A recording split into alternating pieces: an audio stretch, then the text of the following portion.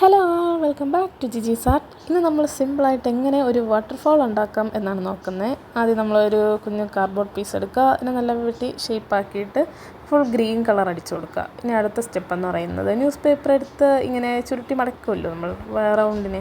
എന്ന് വെച്ചാൽ പാറക്കല്ലാണ് ഞാൻ ഉദ്ദേശിക്കുന്നത്. അപ്പോൾ അതിനുവേണ്ടി ഇങ്ങനെ റൗണ്ടിന് ഷേപ്പായിട്ടൊന്ന് ചുരുട്ടെടുത്തിട്ട് വേണമെങ്കിൽ നൂലും കൂടെ ചുറ്റുന്നതായിരിക്കും നല്ലത്. അല്ലെങ്കിൽ അത് വീണ്ടും ചുരുങ്ങി അത് നേരെ നിവർന്ന് വരാൻ ചാൻസ് ഉണ്ട്. അപ്പോൾ ഞാൻ പിന്നെ നൂലൊക്കെ ചുറ്റിയിട്ടാണ് ഞാൻ വെച്ചത്. അപ്പോൾ നമ്മൾ ഇത്രയും ചെയ്തെടുത്തിട്ടുണ്ട്.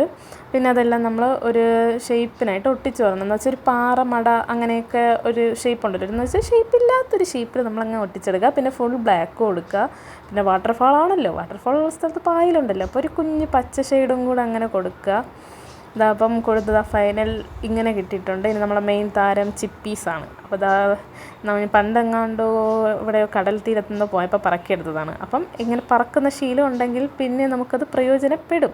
അപ്പം പറക്കാത്തവർ ഇനി പറക്കി തുടങ്ങിക്കും. നമുക്കിതേപോലെ കുഞ്ഞ് വാട്ടർഫോളൊക്കെ സെറ്റ് ചെയ്യാം. അപ്പോൾ ഞാൻ ആദ്യം മുകളിലത്തെ ഇതാണ് ഒട്ടിച്ചു തുടങ്ങുന്നത്. ആദ്യം മുകളിൽ ഇത് നല്ലൊരു ഗ്ലൂ വെച്ചിട്ടാണ് ഒട്ടിക്കുക. ഈ ഗ്ലൂ എന്നാലും ഒട്ടും, പക്ഷെ കുറച്ച് എഫേർട്ട് എടുക്കണമെന്നേ ഉള്ളൂ. ഞാൻ ആദ്യം ഒട്ടിയപ്പം ഒരു ആർട്ട് നമ്മൾ ചെയ്യുമ്പം ആദ്യം കുറേ പാകപ്പിഴകൾ സംഭവിക്കും. അതൊക്കെ ഞാൻ വീഡിയോയിൽ കാണിക്കും. എന്നിട്ടാണ് ഒരു കുഞ്ഞ് ഫൈനൽ റിസൾട്ട് നിങ്ങളൊരു 40 സെക്കൻഡിൽ കാണുന്നത്. അപ്പോൾ കണ്ടില്ല, ആദ്യം മറിഞ്ഞ് വീണത്. പിന്നെ ഞാൻ ഫെവിക്വിക്ക് വെച്ചിട്ടാണ് ബാക്കിയുള്ളതൊക്കെ ഒട്ടിച്ചെടുത്തത്. എനിക്കെന്ന് വെച്ചാൽ എഫേർട്ട് ഇടാൻ വയ്യ, സമയമില്ലാത്തതുകൊണ്ട് ഞാൻ പിന്നെ പെട്ടെന്ന് അങ്ങ് ചെയ്തു എന്നേ ഉള്ളൂ. അപ്പോൾ ഇങ്ങനെ എല്ലാം നമ്മൾ ഒട്ടിച്ചെടുത്തിട്ടുണ്ട്. ഇനി നമ്മൾ മെയിൻ താരം വെള്ളമില്ലല്ലോ, എല്ലാവരും ഗ്ലൂ ഗണ്ണാണ് ഉപയോഗിക്കുന്നത്. എൻ്റെ കയ്യിൽ ഗ്ലൂ ഗണ്ണില്ല.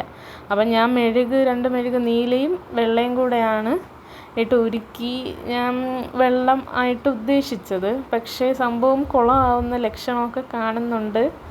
അപ്പം ഞാൻ കൂടുതലും നീലയ്ക്ക് ഫോക്കസ് ചെയ്തിട്ടാണ് ഞാൻ പിന്നെ അങ്ങ് ഒഴിച്ചത്. അങ്ങനെ ഒഴിച്ച് വന്നപ്പോൾ സംഭവം കുറേ അങ്ങ് ബോറായിപ്പോയി.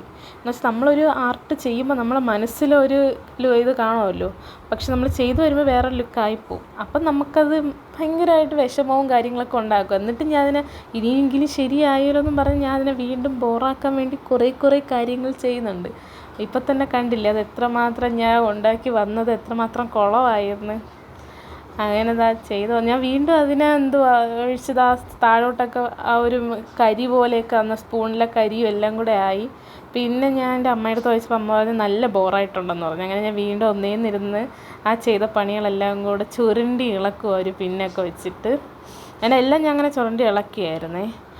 ഇളക്കിയതിന് ശേഷമാണ് ഞാൻ പിന്നെ വീണ്ടും നീല അധികം ഫോക്കസ് ചെയ്യാതെ വൈറ്റ് മാത്രമായിട്ട് ഇങ്ങനെ ഉരുക്കി അതിലോട്ട് ഒഴിച്ചിട്ട് ഇങ്ങനെ ചെയ്തിട്ടുണ്ടായിരുന്നു. പിന്നെ ഈ ബോറായിട്ട് നമ്മൾ ഇളക്കിയതൊക്കെ വന്നപ്പോൾ ആ ഭാഗമൊക്കെ വീണ്ടും ഞാൻ ഒന്ന് ഗ്രീൻ കളറൊക്കെ അടിച്ചു കൊടുത്തു. ഇങ്ങനെ ആ ഷേപ്പൊക്കെ ഞാൻ വെള്ളം വീഴുന്ന ആ ഷേപ്പൊക്കെ ഞാൻ കയ്യിൽ വെച്ചിട്ട് മെഴുകിങ്ങനെ ഉരുട്ടിയൊക്കെ എടുത്തിട്ടാണ് ആ ഒരു ഷേപ്പ് കിട്ടുന്നത്.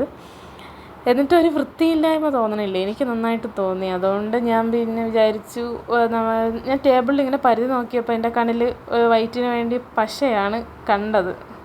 അപ്പോൾ അതെടുത്തിട്ട് ഒരു വെള്ളത്തിൻ്റെ എഫക്റ്റ് വരാൻ വേണ്ടി ഞാൻ ഇങ്ങനെ ഡെക്കറേഷനൊക്കെ ചെയ്ത് ചളമാക്കുന്നുണ്ട്.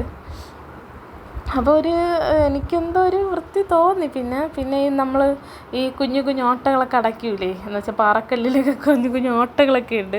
അപ്പോൾ ഈ ഓട്ടകളൊക്കെ നമ്മൾ കുഞ്ഞു ഓട്ടകളൊക്കെ നമ്മൾ ഇത് വെച്ചാൽ പൊത്തി അടച്ചു വയ്ക്കണം. അപ്പോഴാ വൃത്തികേട് കാണാതിരിക്കുക. അപ്പം മെഴുകൊക്കെ ഉരുക്കി താഴോട്ട് ഒലിച്ചതുപോലെ ഉണ്ടായിരുന്നു. അതൊക്കെ അങ്ങനെ വെട്ടിയെടുത്ത് ഒട്ടിച്ചപ്പോൾ ഒരു വൃത്തികേട് മാറി. ഇനി അടുത്തത് ഞാൻ ഒരു തടാകമാണ് താഴെ ഉദ്ദേശിച്ചത്. എനിക്ക് വരയ്ക്കാനൊന്നും വലിയ ഇതായിട്ടൊന്നും എനിക്കറിയത്തില്ല, ഒരു ഐഡിയ എനിക്ക് കിട്ടിയില്ല. എന്തായിരുന്നാലും നമ്മൾ മുകളിൽ നിന്ന് കാണുമ്പോൾ ഒരു വെള്ളത്തിൻ്റെ വ്യൂ അനുസരിച്ചാണ് ഞാൻ വരച്ചത്. അപ്പം നീലയും വെള്ളയും ഷെയ്ഡൊക്കെ ഞാൻ കൊടുത്ത് വളരെ ആർഭാടകരമായി തന്നെ ഞാൻ പടം വരച്ച് നോക്കി. പക്ഷേ എത്രമാത്രം ശരിയായെന്ന് അറിഞ്ഞിട്ടില്ല.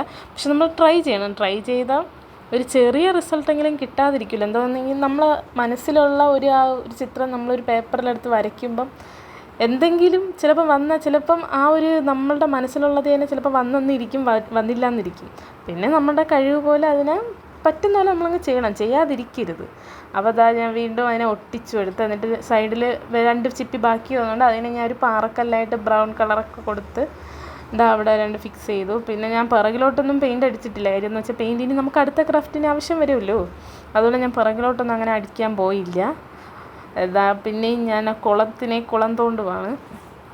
കുളം തോണ്ടി കുളം ആവോ എന്തോ. പിന്നെ അവസാനം നമ്മളുടെ ഒരു നല്ല റിസൾട്ട് കിട്ടി എന്നാണ് എനിക്ക് തോന്നുന്നത്. എന്ന് വെച്ചാൽ എനിക്ക് വലിയ ആഗ്രഹമൊക്കെ ഉണ്ടായിരുന്നു ഇങ്ങനെ ഓരോ യൂട്യൂബേഴ്സൊക്കെ ഇങ്ങനെ ചെയ്തിടുമ്പോൾ എനിക്കും ചെയ്യാൻ പറ്റുമോ എന്നൊക്കെ. പക്ഷേ കയ്യിൽ അതിൻ്റെ ഉപകരണങ്ങളൊന്നും ഇല്ലെങ്കിലും ഉള്ളത് കൊണ്ട് നമുക്ക് ട്രൈ ചെയ്യാൻ പറ്റും. അപ്പോൾ ഇങ്ങനെ ഒരു റിസൾട്ടാണ് കിട്ടിയിരിക്കുന്നത്. അപ്പോൾ നിങ്ങൾക്ക് ഇഷ്ടമായെങ്കിൽ ലൈക്ക് ചെയ്യുക, ഷെയർ ചെയ്യുക, സബ്സ്ക്രൈബ് ചെയ്യുക. Thank you for watching.